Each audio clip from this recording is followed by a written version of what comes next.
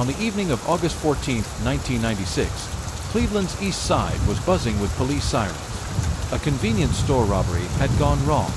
The clerk, a middle-aged man named Robert Kessler, was shot dead, and the community was shaken. In the chaos that followed, the police scrambled for answers. Witnesses said they saw a young black man in a hoodie running from the store. It was vague, but in a city already tense with racial profiling and tough on crime policies, vague was enough. That night, Marcus Hill, a 22-year-old warehouse worker, was walking home after a late shift. He wore a hoodie. He was black. He was young. He became the target. Police cruisers pulled up as Marcus cut through a side street.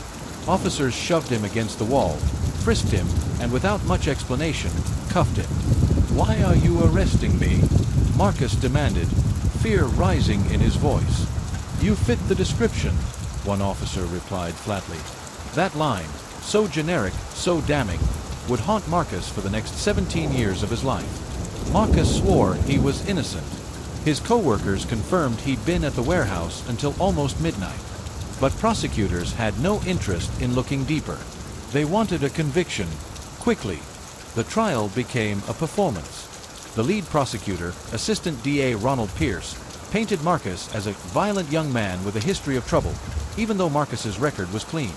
He emphasized the testimony of two shaky eyewitnesses.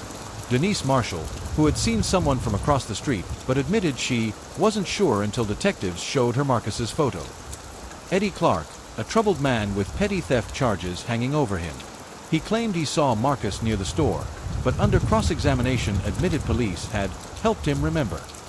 The defense attorney appointed to Marcus, Greg Saunders, was overworked and underfunded. He barely met Marcus before trial. When Marcus begged him to push harder on his alibi, Saunders replied, "Juries don't believe defendants who say they were at work. You're young, black, wearing a hoodie, it's an uphill fight." The jury deliberated only 4 hours. When the foreman read the guilty verdict, Marcus's mother, Gloria, collapsed in tears.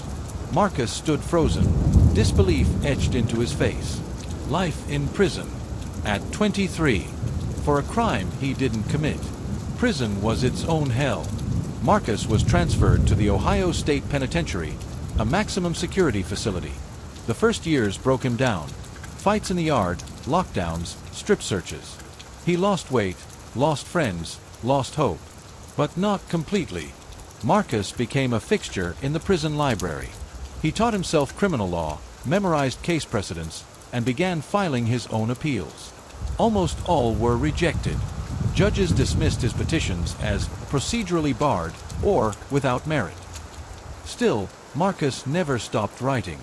Letters to journalists, innocence projects, advocacy groups. Most never replied. A few sent polite rejections. His family remained his anchor. His mother visited as often as she could, bringing fried chicken in foil and telling him, "Baby, I know you didn't do this. One day, God will make it right." But over the years, visits grew fewer. Friends moved on. His girlfriend married. His younger brother stopped writing. Marcus turned inward. In 2011, a young attorney named Sarah Kim stumbled across Marcus's case while volunteering for an innocence clinic. Sarah, 29, was new in her career but deeply committed to social justice. What caught her eye was how thin the evidence was. No fingerprints, no DNA, just shaky eyewitnesses and a coerced statement. Sarah scheduled a prison visit. When Marcus walked into the visitation room, his eyes were wary. He had been disappointed too many times. "Mr. Hill," Sarah began, "I've read your case file, and I believe something went wrong here." Marcus leaned forward, his voice raw. "Every lawyer I've had told me to give up. Are you gonna say the same?" Sarah shook her head. "No, I believe you, and I think we can prove it." Sarah threw herself into the case. She tracked down old witnesses. Denise Marshall admitted she had been shown Marcus's photo repeatedly until she became sure it was him.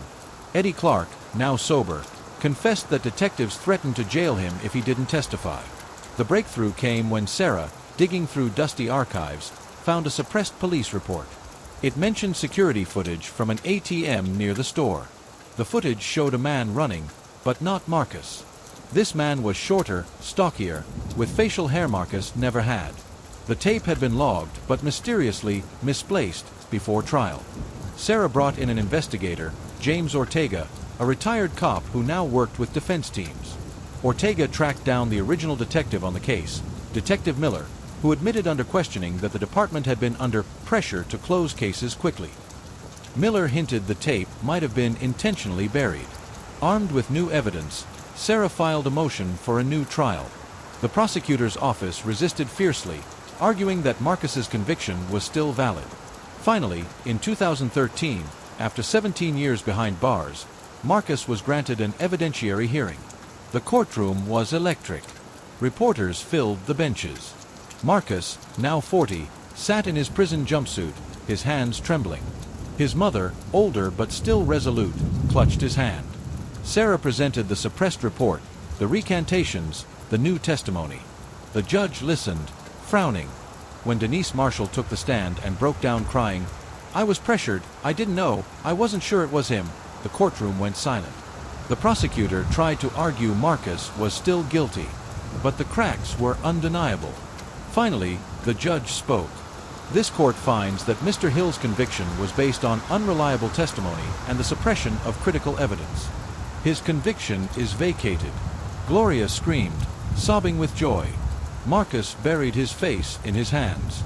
Marcus walked free after 17 years of wrongful imprisonment. But freedom was bittersweet. He struggled to adjust. The world had changed. Cell phones, the internet, social media. Employers were hesitant to hire a man with a record, even though he was exonerated. Nightmares haunted him. With Sarah's help, Marcus filed a lawsuit against the state. Years later, he won a settlement, millions in compensation. Yet no amount of money could restore the birthdays, the holidays, the years with his mother he had lost. Sarah and Marcus stayed close. Together, they founded a non-profit to help other wrongfully convicted people.